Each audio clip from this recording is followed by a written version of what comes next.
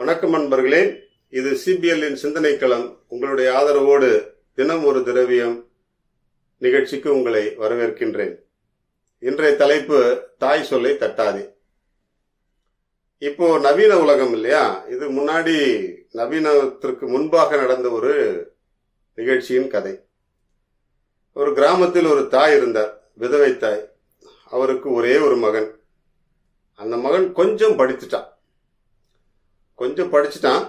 அதனால அந்த ஊர்ல நான் தங்கி வேலை செய்ய மாட்டேன், விவசாயத்தெல்லாம் நான் பார்க்க மாட்டேன், எனக்கு வெளியூர்ல போயிட்டு மில்லுல வேலை செய்யணும் அப்படின்ட்டு அவனுக்கு ஒரு ஆசை. அந்த தாய்கிட்ட போராடி அனுமதி வாங்குறான். ஆனா அந்த தாய்க்கு தன்னுடைய மகனை அனுப்ப மனமே இல்லை. தன்னோடு இருக்கட்டும், தன்னை பார்த்துக்கணும், தன்னுடைய விவசாயத்தை அவன் நல்லா பார்த்துக்கணும் அப்படின்னு சொல்லிட்டு அந்த அம்மாவுக்கு ரொம்ப ஆசை.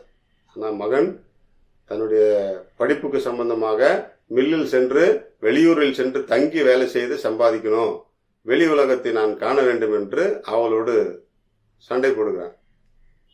அப்ப தாய் ஒரு வழியாக அவனுக்கு அனுமதி கொடுக்குறாங்க. அப்போல்லாம் போக்குவரத்து வசதி கிடையாது, நடந்து தான் போகணும். அவனுக்கு ஒரே ஒரு நிபந்தனை மட்டும் சொல்றாங்க அந்த தாய். ஒரே ஒரு கண்டிஷன், நீ உனக்கு சாப்பாடெல்லாம் கட்டித்தரேன்ப்பா, நீ ஒரு வார பயணமா போற, நடந்து போற, நடுவுல இரவுல தங்கும் பொழுதெல்லாம் போகும்போது புளிய மரத்தடியில மட்டும்தான் நீ படுக்கணும் அப்படின்னு சொல்லிடுறாங்க. வரும்போது வேப்ப மரத்தடியில படுத்து தூங்கி எந்திரிச்சு வா அப்படின்னு சொல்றாங்க. இந்த தாய் எதுக்கு சொன்னாங்கன்னு சொல்லிட்டு மகனுக்கு புரியல. இவன் சாப்பாடெல்லாம் கட்டிக்கிட்டு துணிமணி எல்லாம் எடுத்துக்கிட்டு கிளம்பிட்டான். முதல் நாள், 2ஆம் நாள், 3ஆம் நாள் என்று புளிய மரத்தடியிலேயே இரவு தூக்கத்தை அவன் கழிக்கிறான்.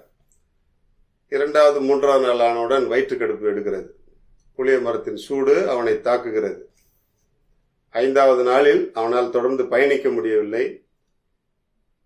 ஊருக்கு திரும்ப முயற்சி செய்கிறான். அப்பொழுது அம்மா சொன்னது ஞாபகம் வருது. வேப்ப மரத்து கீழே படுக்க சொன்னாங்களே அப்படின்னு சொல்லிட்டு ஒவ்வொரு நாள் இரவும் வேப்ப மரத்தின் நிழலில் படுத்து ஓய்வெடுத்து வருகிறான். ஊருக்கு வரும்பொழுது அவனோட உடல் நலமடைந்து விடுகிறது. அப்பொழுதுதான் அவனுடைய தாயினுடைய திட்டம் அவனுக்கு புரிகிறது.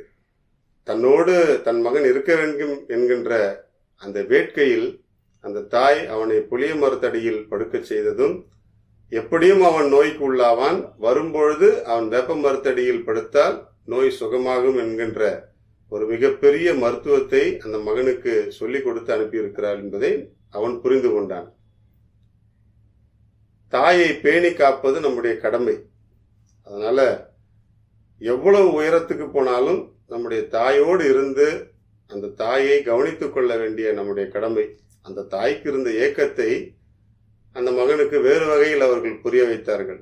ஆனால் இன்று கவனிக்கப்படாத தாய்கள் எத்தனையோ பேர் இருக்கிறார்கள்.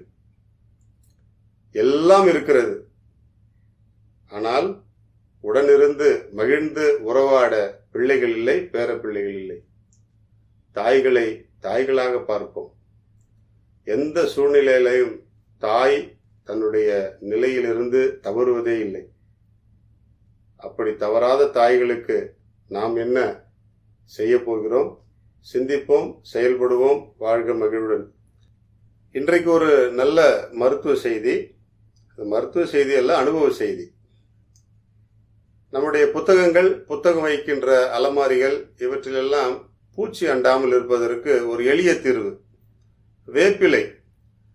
வேப்பிலை சருகுகளை நாம் புத்தகங்களில் கூட உள்ளே சொருவி வைத்து விடலாம். புத்தக அலமாரிகளில் அல்லது அவற்றின் மூலை முடுக்குகளில் எல்லாம் ஒவ்வொரு ரேக்கிலையும் வச்சுட்டீங்கன்னா அந்த மருத்துவ குணம் நிறைந்த வேப்பிலை இருக்கும் இடத்தில் எந்த பூச்சியும் வராது, எறும்புகள் கூட அண்டாது.